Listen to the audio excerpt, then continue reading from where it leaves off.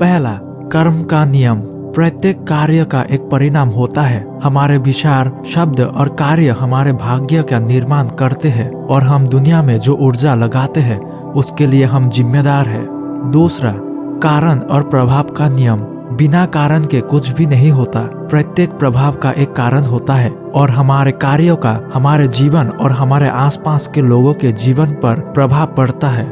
तीसरा, इरादे और इच्छा का नियम।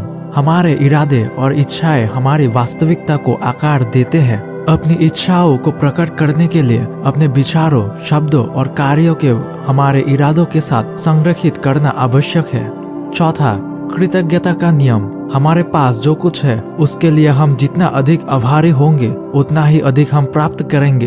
कृतज्ञता हमारे जीवन के सकारात्मक पहलुओं पर ध्यान केंद्रित करने के लिए हमारे दृष्टिकोण को बदल देती है और अधिक प्रचुरता को आकर्षित करती है।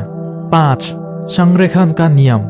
जब हम अपने विचारों, शब्दों और कार्यों को अपने मूल्य और विश्वासों के साथ संरेखित करते हैं तो हम उद्देश्य और पूर्ति की भावना का अनुभव करते हैं। 6, व्यक्तिगत जिम्मेदारी का नियम। हम अपने जीवन और अपने द्वारा चुने गए विकल्पों के लिए जिम्मेदार हैं। दूसरों या परिस्थितियों को दोष देने से हमारे जीवन को बदलने की शक्ति ही खत्म हो जाती है।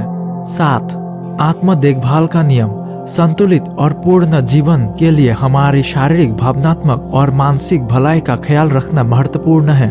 8, करुणा का नियम। हम सभी के अपने अपने संघर्ष और चुनौतियां हैं। दूसरों और स्वयं के प्रति दया दिखाने से उपचार और समझ आ सकती है। 9, आस्था का नियम।